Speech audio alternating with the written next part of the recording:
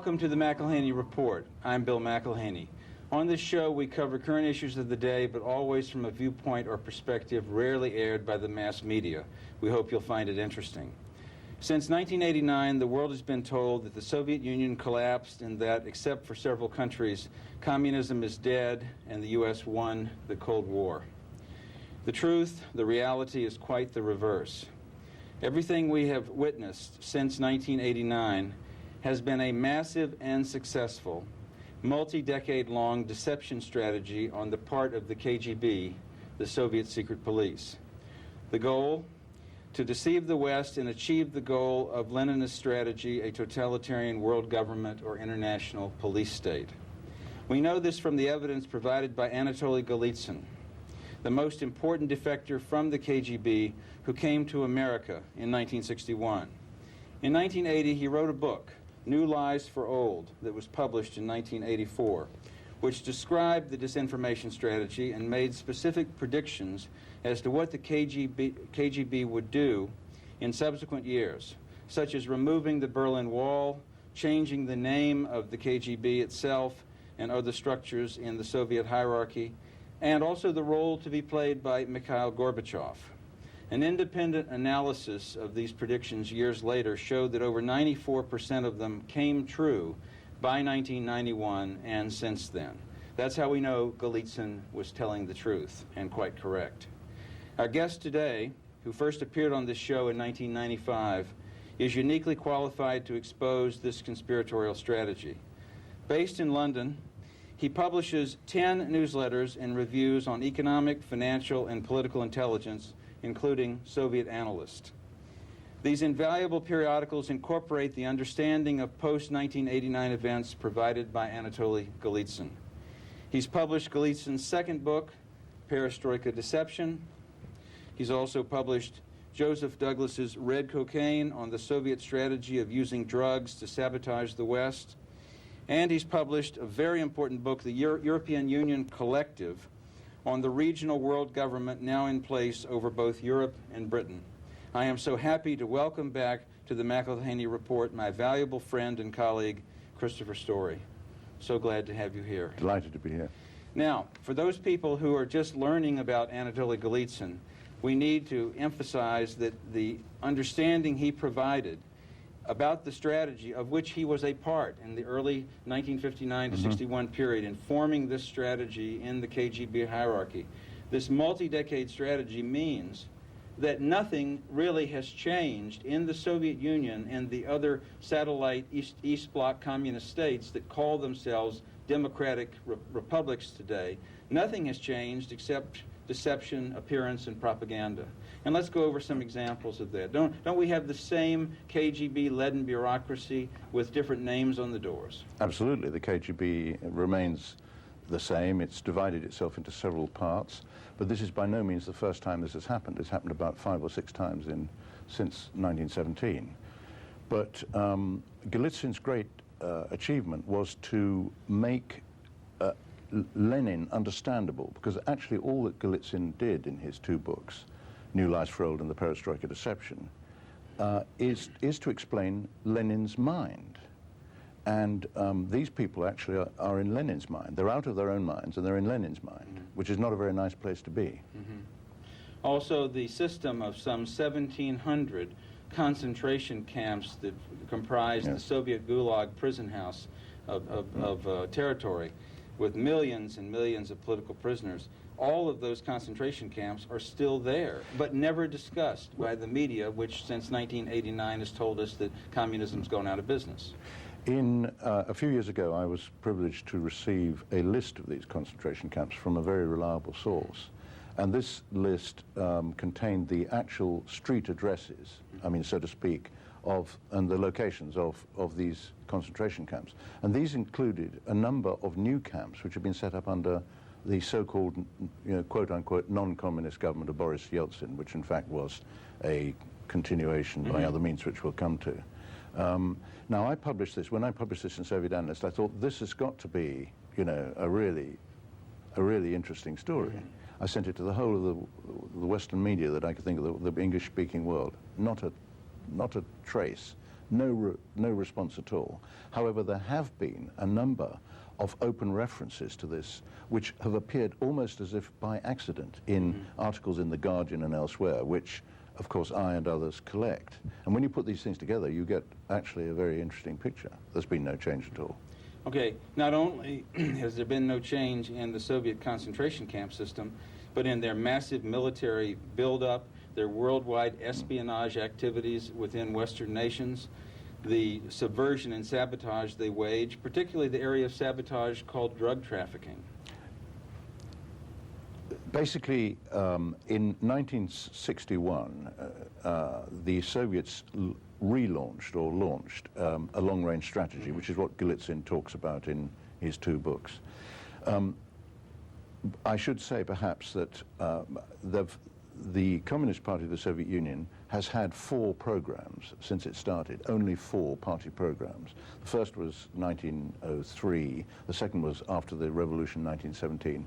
The third party program is that which Golitsyn speaks about and writes about in his 2 books, the third party program. Which would be from 1961 onward. From 1961 to 1986, when Gorbachev is 85, Gorbachev arrives as General Secretary in 85, and at the 27th Party Congress in 1986, he launches the 4th party program. We'll come to that in a minute. The purpose of the long-range strategy, which was actually announced by the head of the KGB in 1959, they prepared this strategy, and then when they had worked out how they were going to deceive the West in what has turned out to be the biggest deception operation in the history of mankind, to be honest, when they worked this out, they convened a conference called the 81 Party Congress, which took place on one day, on the 6th of December 1961. And these, consisting of 81 parties from all over the world, communist parties, and the long-range strategy was rubber-stamped, and that was it. And from 1961 to the arrival of Gorbachev was the period when they were preparing for the implementation of what Gorbachev subsequently introduced. Now, I'd just like to say here something very important, which is that sometimes people say, why was there such a long period from the introduction of the 3rd party program to the introduction of the 4th party program? And the answer to that is extremely interesting. It is that in 1949 or 1948, the Western Allies agreed with the Soviet Union, i.e. with Stalin, that Germany was to be occupied for a period of 40 years. 49 to 89 takes you to the pulling down of the Berlin Wall, and on cue, quick as a flash, they start pulling down the wall at the end of the 40-year period. So what do they do during this extended period? Now, by the way, we don't really know why that 40-year period was agreed, but it seems to have been an agreement, almost a secret agreement. By the way, Secretary of State Burns, B-Y-R-N-E-S, was responsible for agreeing. That was his most important contribution, as a matter of fact. That's his main legacy. And we don't really know why it was agreed that the Germany should be occupied for 40 years. I personally do not know the answer to that question. But the 3rd party program from 61 onward consisted of this scheme to promote disinformation about the alleged crumbling of the monolithic worldwide communist superstructure, alleged rifts and splits between the Soviet Union and Yugoslavia, the Soviet Union and Red China, and give the West the impression that communism was fragmenting and becoming decentralized. At the same time, they were creating and waging an international terrorism campaign by creating an international terror network, we'll get back to. And they were using drugs and drug trafficking internationally as they maintained and gained total control over international drug trafficking as a weapon of sabotage against the West. Yes. So these are all strategies, along with military buildup and espionage. These are all sub-strategies, but they're very important planks. I mean, basically, there are 4 main sub-strategies within the long-range strategy, apart from the the weak look, which you've already described. Right. The weak look being, you know, appear weak, which is based on the ancient Chinese military strategist Sun Tzu, which Sun Tzu's famous book, The Art of War, was required reading and still is in the Soviet military and in the East German. We happen to know that it was required reading in the East German military because we've got a copy of the East German translation of Sun Tzu, which appeared in 1956, which is highly significant. So the sub-strategies are the global drug offensive, the international terrorism offensive, what I call international criminalism, which is the exploitation of organized criminal operations in the interests of strategy. Right. And now this is extremely important. We're going to come, I'm sure we'll have a chance to talk about that more, because basically that is almost completely controlling what's happening today. And then finally, we have, well, of these four, we have what I call the Gramsci dimension. Now the Gramsci dimension, named after the Italian communist Antonio Gramsci. Antonio Gramsci, Gramsci. He was the founder of the Italian Communist Party and was imprisoned by Mussolini and wrote a book basically on toilet paper while he was imprisoned called The Prison Notebooks. And his thesis was that you have to change the cultural base in order to achieve the revolution. So once you've got everybody with garbage ideas in their heads, and you've destroyed art, you've replaced music with hideous noise, you've satanized music, if you like, and you've caused all the things, you've attacked and undermined all the institutions. And traditional values. Traditional values, has destroyed, you've eliminated religious teaching and all that. That is what I call the Gramsci dimension. That's which is commonly known as the culture wars. This is a strategy of the Leninist Soviet revolution. Right. And the criminalism consisted of creating what is now today called the Russian mafia, both within the Soviet Union and internationally, so that any business activity that continued during this period of alleged democratism or alleged reform in the Soviet Union, any business activity conducted there could be controlled by KGB agents who, appropriately enough, since they've always been a criminal enterprise, now called themselves the Russian Mafia, and penetrated all of these business organizations and made sure that they were able to control any active commercial activity, any type of commercial activity, whether coming from foreign capital or within Russia, so that the KGB would maintain even tighter control. That's absolutely true. And in fact, I understand, I don't know his name, or I can't recall his name, but the head of the Russian Mafia, M-A-F-I-Y-A, to distinguish it from the Chicago-type mafia, is a resident in New York City. Because that's where the action is. But the importance of criminalism cannot be underestimated, because what has happened is that the KGB, being a criminal enterprise, by definition, was always very close to the huge underground economy which existed under overt communism. By the way, I use the phrase overt communism. Pre-1989. Pre-1989, and covert communism to describe the present situation, which is, I think, a useful short-form way of doing it. Yes. So that under the KGB, there was an organization called the Economic Department, which appeared to be dealing with economic issues, but actually was concerned with controlling and developing the criminal underground. And then in parallel with this, because on the principle of Leninist duplication, Lenin duplicated every aspect of government and activity, party activity, state and party activity. The Ministry of the Interior, the MVD, had its own criminal control organization called, going by the letters OBKH. So you have these two sources of background expertise and knowledge of how to control criminal operations. Which is today the so-called Russian Mafia, actually just another branch operation of the KGB. No question. And after the so-called fake collapse, I mean, after the fake collapse of communism, or during this period, the Soviets, in fact, exported large numbers of KGB officers who'd been retrained as criminal controllers. I call them criminalists, operators of criminalism. And they have joined up with the underworld, the huge underworld in the West, here as well. Now, the drug dimension of the world revolution, which they largely control, but not entirely, but they largely control it, is, of course, it operates in parallel with and is part of this criminalist operation. And basically the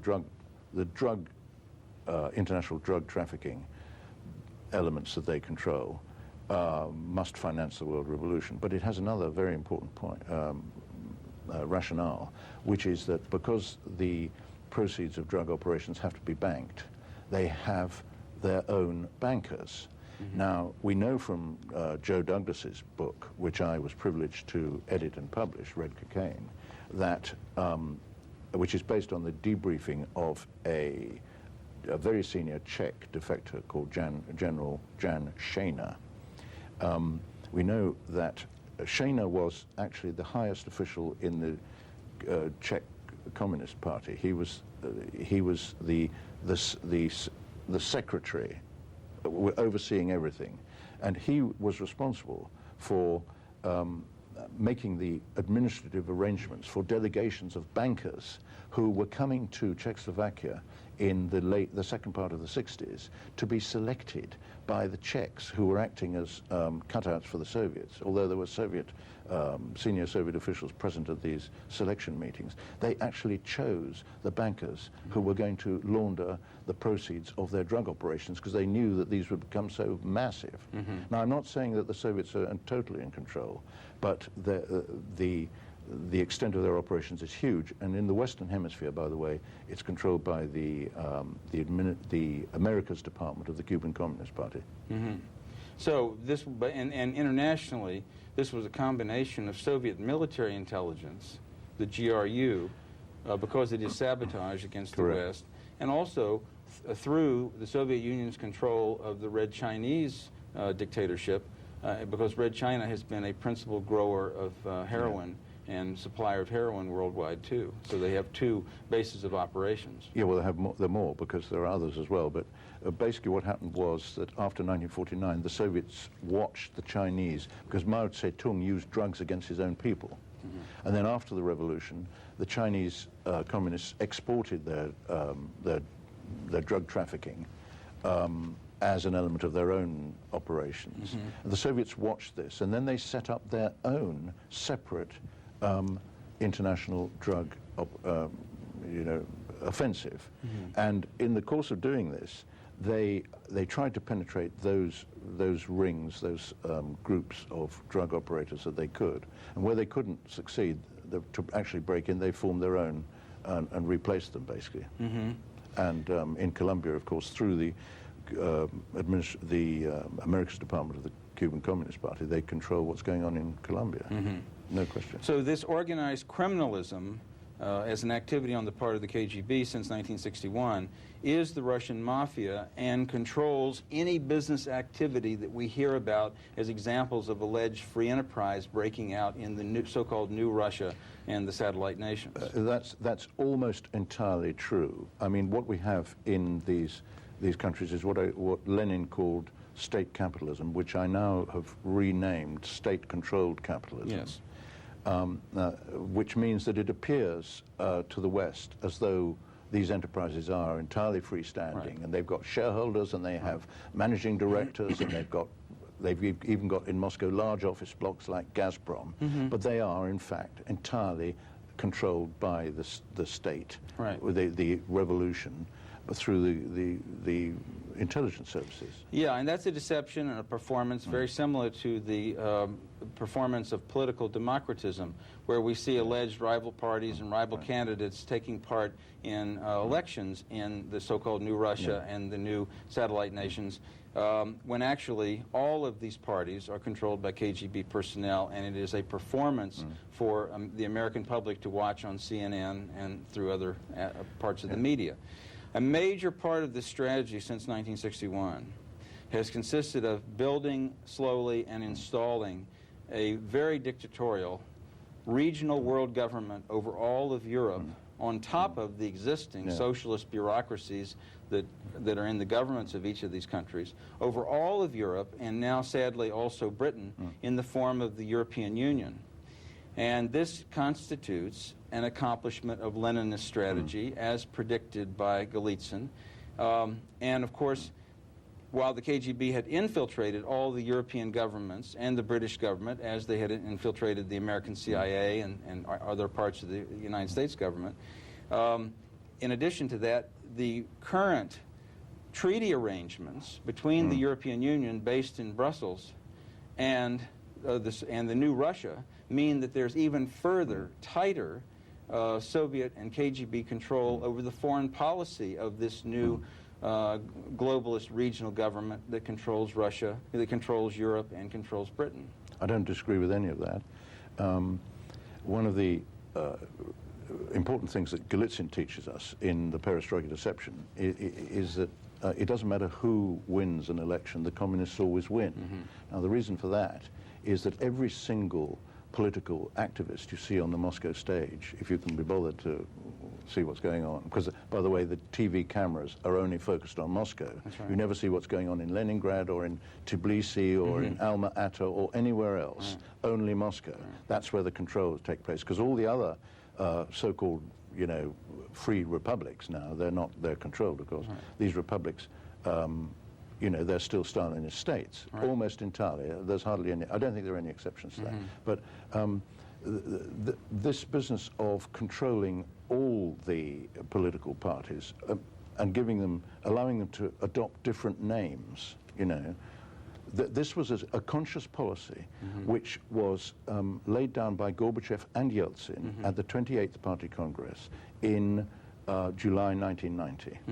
Both Gorbachev and Yeltsin made speeches in which they said to the comrades, now is the time to follow whatever path you feel would be most appropriate.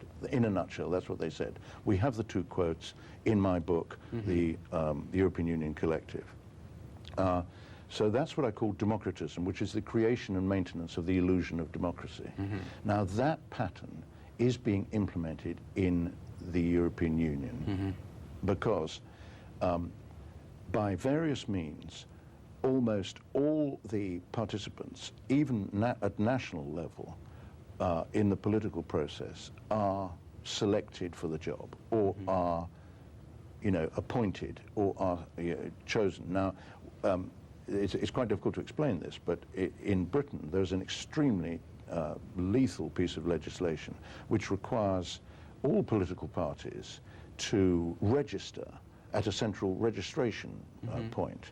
And it basically dictates what the political parties can and cannot do. But in the European, at the European level, no political party can participate in the European Parliament if it's not 100% signed up to the idea of the European project. And submission to the authority of this regional world government based in Brussels, which is now imposing dictatorial controls on a daily basis down to the most minute level of business and human activity on all residents of Europe and increasingly in Britain. And if you read the Financial Times newspaper, you see examples daily and in the Wall Street Journal of how the European Union is trying to tell people and businesses in the United States what they will do. That's quite true. When Gorbachev visited London briefly for a day on the 23rd of March 2000, and during that visit he made a statement which I repeated at every opportunity. He acknowledged and stated that the European Union is the new European Soviet, and I quote. That's what it is. Now, let me describe the European Union, what it really is. It is a political collective. So all these British politicians who constantly talk about the need to be in the center of Europe and the need to influence, you know, for Britain's great experience to be used for the benefit of the Europeans so that they, you know, so that we can influence what they do, are completely wasting their breath. They are insulting our intelligence. This is a political collective. In a political collective, decisions are taken collectively. No individual nation can take any decisions. Now, So it destroys the sovereignty completely of all the individual nations. We have no sovereignty. We have no interests, and we have politicians in Westminster who talk about British interests. We have delegated and collectivized those interests. Now, there are a few residual peculiar exceptions. For example, there's a thing called the Common Foreign and Security Policy, which is part of the collectivization process. Well, Britain flouted that policy by joining the United States in respect of this Iraqi operation. But we shouldn't have done that. The Europeans didn't know what to do and threw up their hands in horror. But this will probably be the last chance we'll have if we don't get out of it.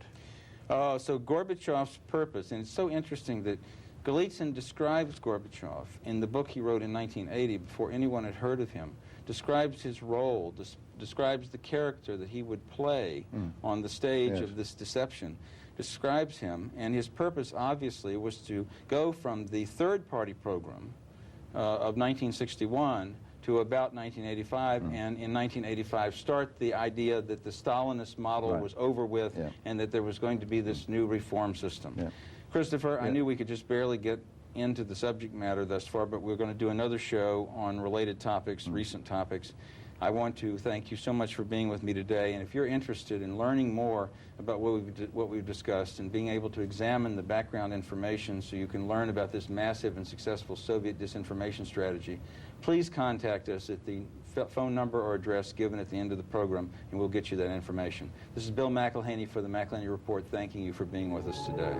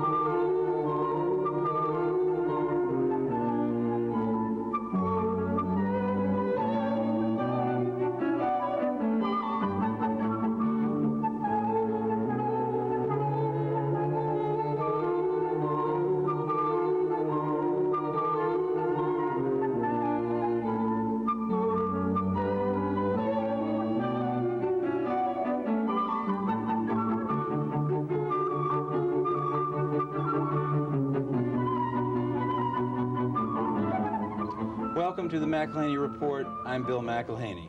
On this show, we cover current topics of the day, but always from a perspective or viewpoint rarely aired by the mass media. We hope you find it interesting. Since 1989, the world has been told that the Soviet Union collapsed and that, except for a few countries, communism is dead and the U.S. won the Cold War. The truth, the reality, is quite the reverse. Everything we have seen since 1989 has been a massive and successful multi-decade-long deception strategy on the part of the KGB, the Soviet secret police. The goal? To deceive the West and achieve the goal of Leninist strategy, a totalitarian world government or international police state. We know this from the evidence provided by Anatolyi Golitsyn, the most important defector from the KGB who came to America in 1961. In 1980, he wrote a book, New Lies for Old, which was published in 1984. This described the disinformation strategy and made specific predictions as to what the KGB would be doing in subsequent years, such as removing the Berlin Wall, changing the name of the KGB and other state structures, and the role to be played by Mikhail Gorbachev. An independent analysis showed that 94% of the predictions made in that book in 1980 came true by 1991 and since that time. And that's how we know Golitsyn was telling the truth and quite correct. And understanding Golitsyn is absolutely indispensable to an understanding of international terrorism today, what happened on September 11th, and the war recently fought in Iraq. Our guest today, who first appeared on this show in 1995, is uniquely qualified to expose this conspiratorial strategy. Based in London, he publishes 10 newsletters and reviews on economic, financial, and political intelligence, including Soviet Analyst. These invaluable periodicals incorporate the understanding of post-1989 events provided by Golitsyn. He has published Golitsyn's second book, Perestroika Deception. He's also published Joseph Douglas's Red Cocaine on the Soviet strategy of using drug trafficking as a means of sabotaging the West, and a very important book, the European Union Collective on the regional world government now in place over both Europe and Britain.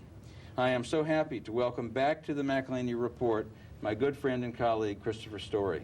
Delighted to be here. In the introduction, I tried to summarize briefly what we've covered in prior shows. And what I want to concentrate on today is another major example of Soviet strategy since 1961, or what was called the Third Party Program from 1961 onward. And the fact that this strategy has continued unbroken since 1989 is just another example of the continuity of KGB control in the Soviet Union and the other communist countries, despite the pretense and deception about reform and democratism and changes that allegedly were made. And that, of course, is the International Terror Network. Now, we had the benefit of knowing, going back to the early 1980s, from works like Claire Sterling's very important study, The Terror Network, we had the ability of knowing that by the early 1960s, the Soviet KGB literally created an international terror network worldwide in scope, with training centers around the world in Soviet satellite nations, and headed by two principal directorates. The one directorate of this being the Palestine Liberation Organization, PLO, a leadership directorate comprised of several parts and headed by Moscow-trained Yasser Arafat, and also the Cuban-based, the KGB in Cuba is the DRG, the Cuban-based tricontinental apparatus. And these were the two directorates running this terror network created by the Soviets in the mid-60s. So let's talk about that terror network, because it still exists today. And we're told communism has collapsed, and yet their terror network is functioning more actively with the same KGB control today. Yes. In, I think it was January 1966, the Soviets summoned a special conference in Cuba called the Tricontinental Conference. And as far as I recall, 538 delegations from communist structures around the world arrived at this conference. And this conference decided and agreed, in accordance with a Soviet plan, to establish a network of terror training camps. And they started doing this in Cuba. And by October 1966, a whole series of terrorism training camps had sprung up on the outskirts of Havana. And these terror training camps and operations were controlled by a KGB colonel called Colonel Vadim Kochagin. And by the end of the first year of operations, 1967, they were turning out 1,500 trained terrorists for operations all over the world, in their own countries and elsewhere. Now, in not very long afterwards, these Cuban-trained terrorists, who included Arabs and Palestinians, were setting up what I call the second generation of terror training operations in various parts of the Middle East, Lebanon being the most important. Now, the Iranians are very important in this. The Iranians control Hezbollah, as you know, which is an absolutely deadly terrorism operation, a terrorism network. And that occurred after the Carter administration betrayed our ally, the Shah of Iran, and helped the Communist Today party in Iran install the current dictatorship. That's right, and once the current dictatorship had been installed, the Today party was largely eliminated, which is standard practice. Very often, for reasons which are too complex to explain, for example, in an interview, briefly, these people are eliminated when the sell-by date has been passed. So terrorism, by the way, terrorism, of course, is integral with the revolution. I mean, Lenin was a terrorist, Trotsky is a terrorist, the Chekar, the predecessor of the KGB, the founder of the KGB was one of the most evil men ever to have lived, called Felix Dzerzhinsky. Yes. And you might be interested in the following interesting fact. Guess what Felix Dzerzhinsky's birthday is? 11th of September. An interesting pointer. Yeah, interesting point. Well, then let's talk about, since we know the KGB established this terror network in the mid-60s, had two regional directorates for it, the PLO apparatus and the tricontinental apparatus. What do we know today about its continuity, the connection it would have to individuals like Osama bin Laden and to Al-Qaeda? Right, well, if I could just step back, because I think we've got a slight... people like us, analysts, we have to put together information which is not necessarily current, although we try to live with current, but it's very rare to obtain absolute, current information. We know that the KGB was, because of Vadim Kochagin, we know that the Cuban camp operation was a KGB operation, and we know also that the establishment of training areas in the Middle East was KGB. But we also know from a source which I found, which is a book by a man called Gail Rivers, who was a New Zealand terror expert and an intelligence officer. He writes in a very interesting book called The War Against Terrorists, How to Win It, dated 1986. And I just want to read you this because this is of extraordinary importance. He says, a recent Russian defector named Bokhan, who was attached to the Soviet embassy in Athens from 1968 to 1975 and was a member of the GRU being Soviet military intelligence, as opposed to the KGB, confirmed that the GRU was orchestrating terrorist acts both in Greece and abroad with the aim of creating subversion and terror worldwide. Now there you have a smoking gun.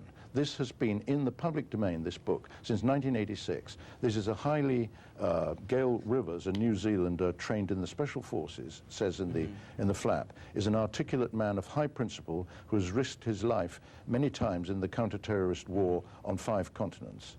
Now, this is not an idle statement. Everything in this book, by the way, that I've read is absolutely first class. So here we have a statement by an expert who knew this, that the Soviet military intelligence are behind the terror network, the terror operation. Now, the KGB, of course, is also military intelligence, and they're interlinked. Yes. So while the distinction is valid, it's also invalid in the sense that the other name for the Soviet military intelligence is, in fact, the first chief directorate. So Soviet military intelligence is behind the global terror offensive, which is a very key element of the long-range strategy. Now, why has this been totally ignored by the media and by our governments? The British government and the American government have said absolutely nothing about this. Why is this? Well, and it's come to the point now where supposedly the leadership of the new democratic Russia is enlisted by the American government to be our advisors, consultants, and partners in fighting and stopping world terrorism. Absolutely right. The very network which, since the 60s, under the visible leadership of Yasser Arafat, the Soviet KGB and GRU have controlled. And unfortunately, we've come to a state of affairs today where the Bush administration, as was the case with prior administrations, is giving over $1 billion a year to the communist PLO specifically to administer its takeover of part of Israel, and we're forcing them on Israel. We're protecting Yasser Arafat from being disturbed or removed by the Israeli government, and we're maintaining the continuity of this Soviet-controlled terror network, supposedly years after communism disappeared from the planet. Yes, and it's gone even further, because we now have a prime minister of the Palestinian Authority, Yes. whose name is Abu Mazen. That's his code name. His real name is Mahmoud Abbas. Now, this man was, quote, was, in quotes, in control of Hamas, the most devious and most egregious terrorist arm of the PLO. All of a sudden, this man is persona grata in all Western capitals, in Washington, London, and Brussels. And he is the new Mr. Democracy. Now, why is this? And the answer to this is that, as has happened in the past, this man has been bribed. He has been paid very substantial sums of black operations money to change his tune in order to suit the objectives of the Western manipulators who are trying to sort of achieve whatever their objective is. And well, in a way, remember, Gorbachev lost credibility as an alleged reformer when it was obvious that he was still a Leninist and still promoting Leninist strategy. So they had to bring in a new performer, Yeltsin, to appear to be more likable to the West, and we had to definitely support him for fear that some other maniac would come to power. So in essence, we got the same thing here. It's a puppet show. You've got Arafat and a puppet working in the PLO leadership, and it gives the United States government the excuse to support the puppet. Don't forget that Mrs. Thatcher said to me, when talking about Gorbachev, whom she knew very well, she said, he's not a Leninist anymore, she said to me. But he said he was. He said he was a Leninist in all his speeches, which I've read. He never hesitated to admit it. He took every opportunity to say, I am a Leninist, I've always been a Leninist, I will always be a Leninist. I've been a communist since I was born, and I will always remain a communist, and we will never diverge from the communist path. And after he left his role in the Soviet Union of ushering in this post-Stalinist pretense and performance of the new phase, the fourth program of the Soviet strategy, he came to the United States and continued to promote Leninist strategy, and is still doing so today, well-funded and supported, promoting world government and worldwide controls in the name of environmentalism. Yes, through an outfit called the Gorbachev Foundation, which consists entirely of Soviet apparatchiks, and by the way, was involved with an outfit called the State of the World Forum, which, when translated from Lenin speak, means World State Forum. Yes. Anyway, we need to talk about Saddam Hussein. Yes, and as a major example of the fact that there has been no real change in the Soviet Union since 1989 and worldwide in other communist countries, the international terror network controlled by the KGB continues just as active, and it is inconceivable that any alleged group like Al-Qaeda or any alleged terrorist operative like Osama bin Laden could ever function independent of this network. That is absolutely true, and indeed all honest experts acknowledge that it is impossible for any of these operations to take place, particularly the 9/11 one, without the support of a major power. Now, in this connection, we have certain information. First of all, as you know, Saddam Hussein was in business with very important forces in the United States for at least 10 years. This is true. And was a major recipient of U.S. government funding and support. That's right. Because when we turned Iran, the United States government turned Iran over to the communists and made an enemy state of that, the United States government had the excuse to support Iraq and Saddam Hussein, although controlled by the Soviet military, support him as an alleged buffer against Iran. Right. But Iraq is very important because it's quite clear that what's been happening in Iraq is not what you read in the newspapers. Now, I mentioned black operations money just now, and we can't go into that in much detail here, but the fact is that under the first Bush administration, an enormous sum of money was raised from 200 banks based abroad, all of them foreign banks. The sum of money concerned is so enormous that it could not have been raised for any other purpose than the implementation of what I call the new underworld order, if you like. They actually raised 18 trillion, but the objective was to raise 29.8 trillion. And this money, of course, is multiplied, and there's this huge sort of pool of black operations money which is parked offshore. I mean, this is a separate subject on its own, but I just wanted to give that background in order to come to the point. Can we understand this in summary as the extension of the KGB strategy of functioning as the Russian mafia and extending criminalism as a strategy into Western intelligence services? Absolutely. Okay, that's part of it. There's been a merger of intelligence services, both vertically and horizontally. If you like, vertically, with both their own underground criminalist classes and with foreign underground criminalist classes. And the intelligence services are working together. In fact, Condoleezza Rice herself said the other day, "We are allies of Russia," which is a theme. Were those her exact words? Something like that. She said something similar to that. What she actually means by that is that our intelligence services are hand in glove with the Soviet intelligence services. Now, Saddam Hussein was very important in this operation. Obviously, we don't know everything that we need to know. But at some point, as happens among thieves and among these crooks, they fall out. And there was a falling out between Saddam Hussein and his criminal network and the American criminal operatives at a very, very high level in the American government. And American intelligence, by the way, has a particular speciality, which is to set up their next enemy. And this is something that you commented to me privately about last night, which is apparently been going on for a long time. But I found this out when I was looking at certain documents, and I found that Milosevic, the Yugoslav dictator, had been engaged in business operations with 2 or 3 CIA Section 18 corporations, that is to say corporations owned by the American government, set up by the CIA. He becomes, persona non grata and is now being arraigned at the Hague court.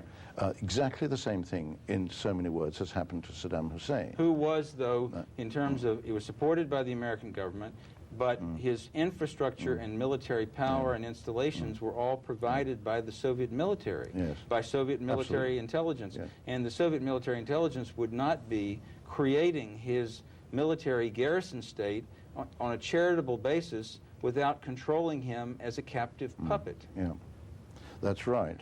Now, I can't comment on that side of it. What I can comment on is that there is an aspect of the Iraqi story which, of course, has never appeared in the mainstream press and probably never will, but we can have a go, all right? And that is that there was a computer program by the acronym PROMIS, P-R-O-M-I-S, which was developed by an American expert called William Hamilton. And this program, in so many words, enables a user to see inside another government or another bank's database if the other party has got the same program. Now, this program was given by the United States by McFarlane, who was the National Security Council chief, wasn't he, at one stage? Yeah. Or the National Security Agency, I forget. This was handed to the Israelis for certain reasons, because the CIA can do certain things and it cannot do certain things in the United States, and employed the Israelis to do it, to do them. The Soviets wind up with this program because the Israelis gave it to the Soviets or sold it to the Soviets. And if we didn't, indeed. If the Americans didn't. And it winds up, quote unquote, on the Soviet black market and is picked up for $2 million by the Iraqis. So you wind up at a certain stage in the 90s where the Iraqis have got a copy of PROMIS. Now, when I mentioned the black operations money, this money is offshore, and the reason it's offshore is that it's connected with the semi-privatization of American intelligence, which occurred as a consequence of President Reagan's Executive Order 12333, under which certain intelligence operations were, quote-unquote, privatized. Now, if you think about this for more than a split second, you can see how incredibly dangerous this is. Because we now have, in the United States, a number of organizations owing allegiance to very important people, such as George Bush Sr., and various others we could name, who appear to have been operating as sort of add-ons or standalone intelligence organizations, although they are contracted to by the various so-called American acronym intelligence agencies. Right, like the CIA. Right. Now, as a consequence of this, these people, or elements within them, believe that some of this money, which is offshore, this black operations money, should be paid to them. So there's a war going on within fragments of American intelligence to gain access to these funds. And this is the most incredible thing that I have ever heard in my life. And it is something which the American public knows absolutely nothing about. But it would allow for people like Mikhail Gorbachev or the current president of the new Russia, Vladimir Putin, who actually is, if I'm correct, an officer of the Soviet military intelligence. He's a GRU officer, not a KGB officer, as is widely stated. Yeah, Soviet military officer and under Soviet military discipline. The present president of the Soviet Union, who's supposed to be our ally in the war against terrorism, these guys can get paid off for the role they're playing. They did indeed, and both Putin and Gorbachev, or the other way around, Gorbachev and Putin, were paid $1 billion each, with a promise of $30 billion each to follow. Now, according to my information, which I'm unable to go into, we don't know whether, in fact, the second tranche of the $30 billion was paid to them both. I suspect they were scammed, because intelligence scams people, that's what they do. But what happened was that the Soviets took this money. I mean, it wasn't just them who were bribed. It was very senior people, including, I suspect, Primakov, who we'll come to in a minute. These people took the money and said, thank you very much. And then they, of course, have continued with the same strategy, the same work they were doing before, promoting the same strategies. Now, let's also note that the principal goal of the Leninist strategy of using terrorism is not just to do the harm that the terrorists do to people and physical property, but to get the target government to respond in a tyrannical way, or we sometimes say the action is in the reaction.